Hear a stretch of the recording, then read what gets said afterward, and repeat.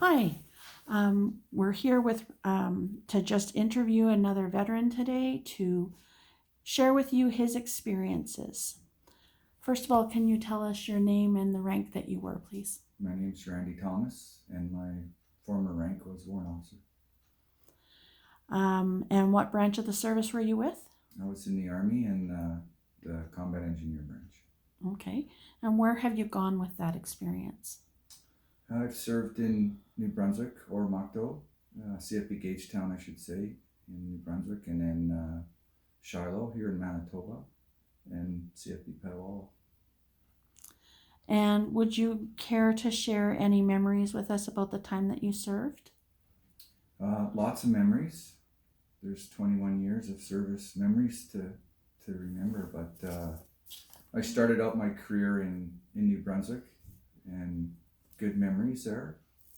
Lots of, it's always about the people, right? It's not so much the location, but didn't really care for the location because that's the first time from the prairies I ever witnessed or felt rain in the winter. I didn't really like that.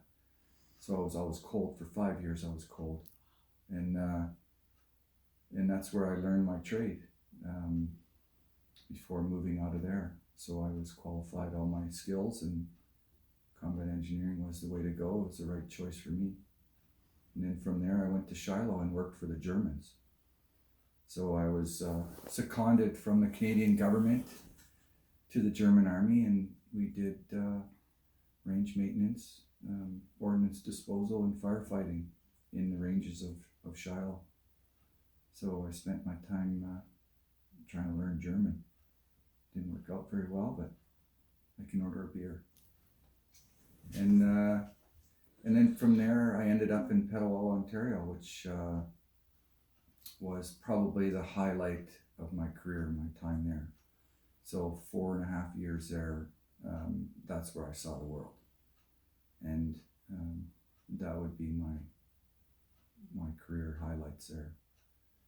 After that, I was put into a position in Cold Lake, Alberta, training operators for runway disposal, runway bomb disposal, and runway repair. So at that time, we were flying out of Aviano, Italy, and being able to repair runways during the Gulf War era, the 90s, was a big thing. And sort of to my credit, we got Canada NATO certified for runway repair. Wonderful. Do you have a short story you'd like to share with everyone? How short is short? I think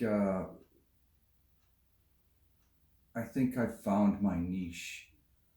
I've only ever had one job interview, and I got the job, and right out of high school, and I never looked back. And my short story would be embrace what you enjoy and follow, just ride the wave, because it's a good one, especially as a soldier. I've been all around the world. I've seen lots of different things, and the skill sets that I've brought home from that time, I don't know how to measure that. So might tell you a story. I'll have to come back to that one if we could. Okay. You've mentioned about the people that you served with or met. I understand that you met somebody from this area while you were serving. So there's a story. Okay. So we are in, I don't know what year it is now, 1997 maybe, or 2000. It was my last overseas deployment into the Balkans, and I'm a senior NCO. We're in our senior NCO's mess, and we're enjoying a beer and camaraderie, and I can hear a guy telling a story about familiar landmarks. So I'm trying to listen to the conversation at the table that I'm with, and then I'm hearing all of these common landmarks, familiar landmarks. And I turned around and looked, and there's this little short guy talking about places that I know very well. And at the end of that conversation later on in the day, I went and introduced myself to him, and Paul DeRoche, who was the EME, electrical mechanical technician for that deployment, goes, "Yeah, I'm Paul DeRoche and I'm from Parview." I said, "Really? I'm from Victoria Beach." And that relationship has not changed to this day. And here we are halfway around the world, and there's a guy that's 20 minutes away from me. And, out of a contingent of troops of 3,000 men, you don't get to know everybody, Had you had that experience anywhere Yeah, else? yeah. I don't know where it was. I think it was maybe Scotland. We're flying and we're just stopping for however layover, and there's a guy reading, I think he was reading something, and it was about Victoria Beach, and I introduced myself, and he was from Victoria Beach, and here I'm meeting a guy in Scotland. It goes on, like there's people from our area all around the world, and you just got to keep your eyes open because they're right there beside you. That's kind of fun. Yeah. Is there any experience that you had that gave you a new awakening of appreciation of life? Oh, hell yeah. Yeah. So I'm a master corporal. We're on our first rotation to the Balkans. That would have been 94. And we knew there was a big push from the combatants over there, I guess. And I don't really need to say any names or nothing, but we knew there was something going to happen, a big offensive, and we were doing roads. And my specialty is roads and airfields, and we were upgrading roads for withdrawal. And on those roads, we were doing ditching and upgrading. And the guy that I was working with, who's still serving to this day, he cut the top off a mine with his excavator bucket.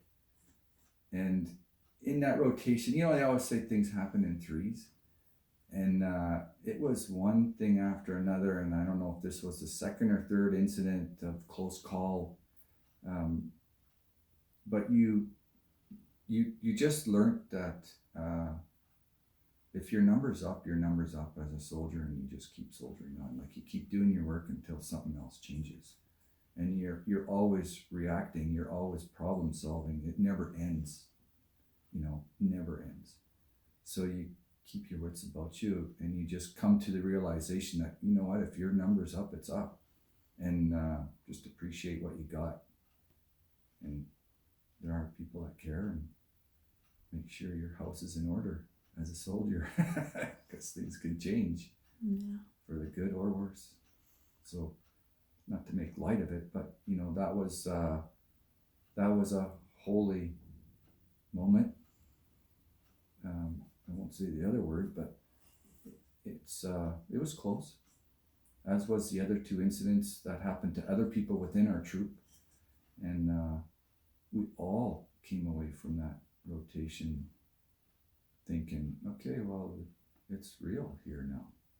It's no longer a little exercise. School's out, is what we used to say. Well, thank you very much for sharing with us today, and just want to share our appreciation for your service. Thank you very much.